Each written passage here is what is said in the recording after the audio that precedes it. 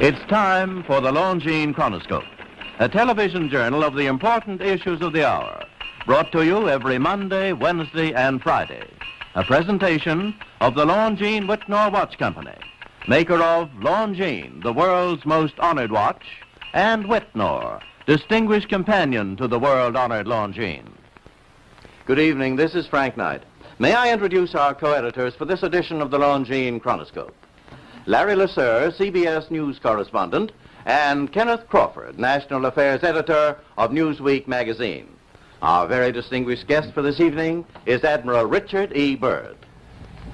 The North Pole used to be a no-man's land, but these are the days when, by buying a ticket on a commercial airliner, you can fly across the North Pole and drink a cocktail at the same time. You know, only 60 or more years ago, about 35 years ago, our guest tonight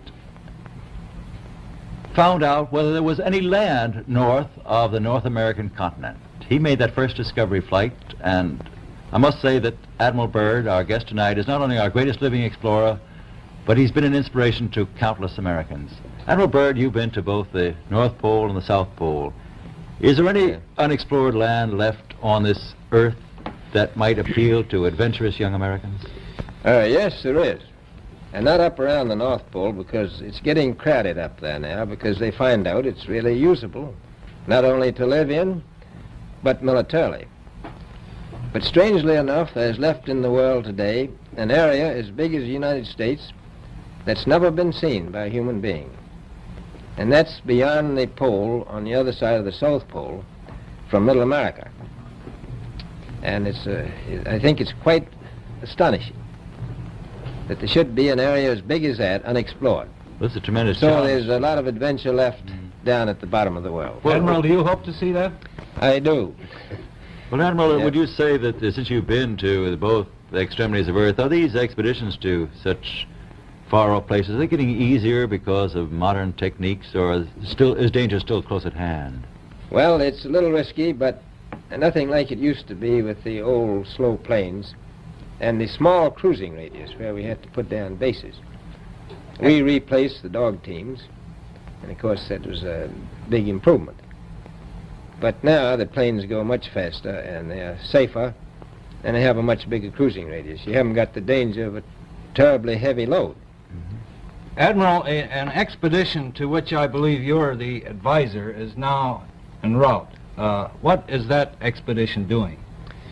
Well, that's the icebreaker Atka, and it's a reconnaissance expedition. It's going down to the South Pole area to make certain observations and to look for some bases. They will be back in April, and they will report back, and upon the information we get from that undertaking, we will base the bigger expedition that's to follow. Is that very definitely planned, or is that... That is being planned right now. So I'm willing to say to you that there will be a number of expeditions that will follow, I think, year after year, at the bottom of the world, because the government has really become interested. Well, Admiral Bird, I can understand, I think everybody can, the interest in the North Pole because it's so near our greatest challenger, Soviet Russia, but why this interest in the bottom of the world? Nobody living down there, is there? No, it's pretty cold.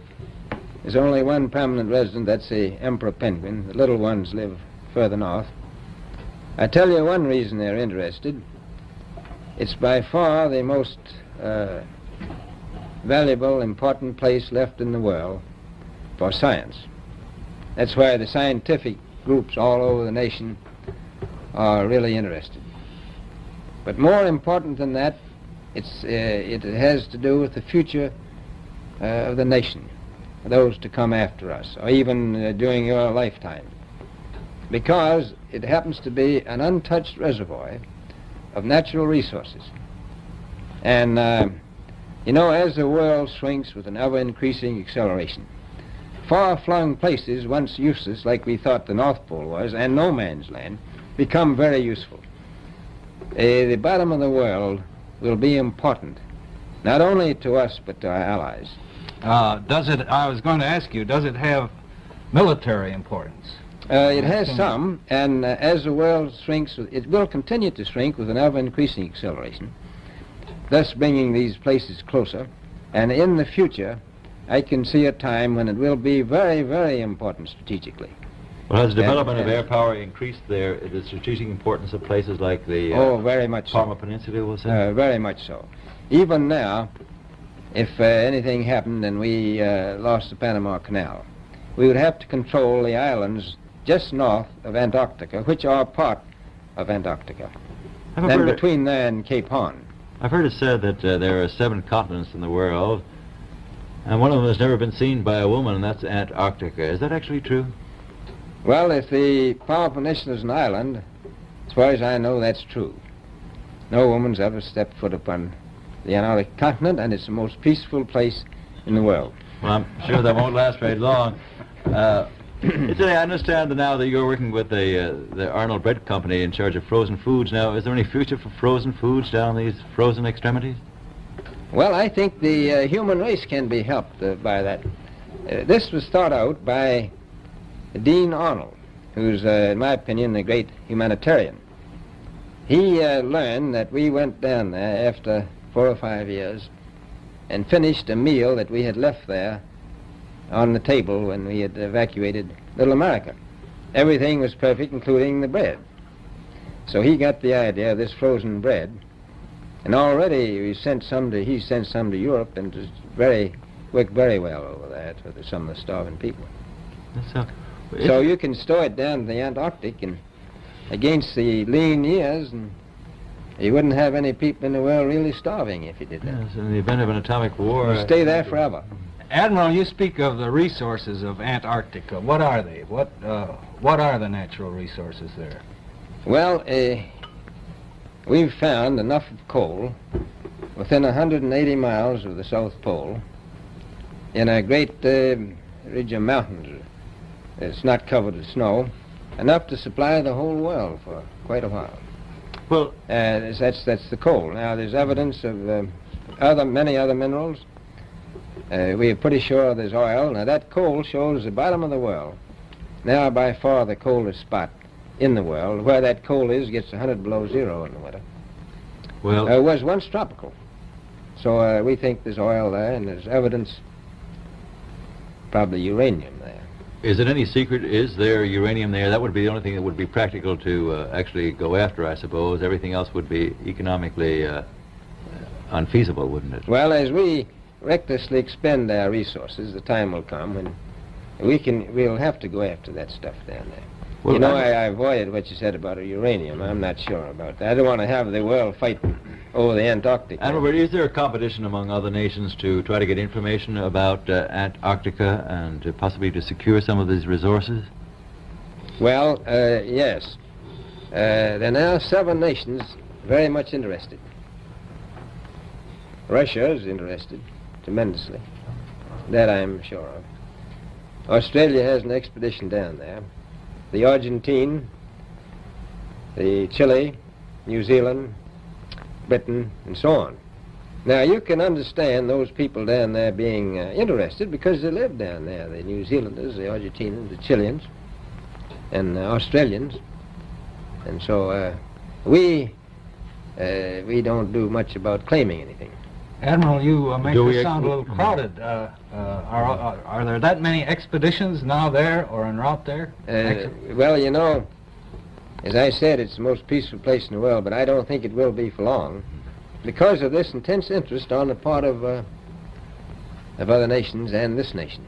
Well, Admiral Bird, are private expeditions a thing of the past? Is expedition and exploration, making expedition and exploration now purely a government function because of the tremendous cost and organization? No, I don't think so. I think down south it may be more or less a thing of the past, but not other expeditions that go there. A lot of them go north now. This latest expedition now on the way is a government expedition, I take it. Yes, that's the government. Admiral Bird, may I ask you, is there a great difference between the top of the world and the bottom of the world? There is. Now, the North Pole is the center of an ocean 10,000 feet deep. The South Pole, the center of a plateau, 10,000 feet high. The North Polar Sea is surrounded by continents slightly frozen. The Antarctic continent is surrounded by a belt of ice frozen seas of at least 1,200 miles thick. Now the south is a plateau. It gets in some places 14,000 feet up. I've been over areas about 13,000, and it's a little bit chilly up there. So there's that big difference between the top and bottom of the world. The north really isn't very cold up there on the Arctic Ocean. Not compared to the south. Admiral Bird, we often hear it said that our young Americans now aren't as hardy as their forefathers. Do you think that Americans do measure up to the standards, the physical standards and morale standards of the past? I do. I don't believe that. I think they're just as hardy. Well, what would you say was the most valuable factor on an expedition? Is it morale, or physical courage, or is it sheer equipment? Well, I've always thought that loyalty was by far the most important trait. The British told me that when I first went down in 28 that I couldn't possibly get through the winter night without a mutiny if I took more than 20 men. But to serve science, I had to take 42 men. And then I took 56 the next time, and so on. And I did find that loyalty was the most important thing during the winter night when it's very hard on your nerves. I think that's best trait. Well, that's a very valuable characteristic at any time. Well, thank you very much, Admiral Bird. It's been a great pleasure to have you here tonight. It's a pleasure to be with you. Okay. The opinions expressed on the Longines Chronoscope were those of the speakers. The editorial board for this edition of the Longines Chronoscope was Larry Lusser and Kenneth Crawford. Our distinguished guest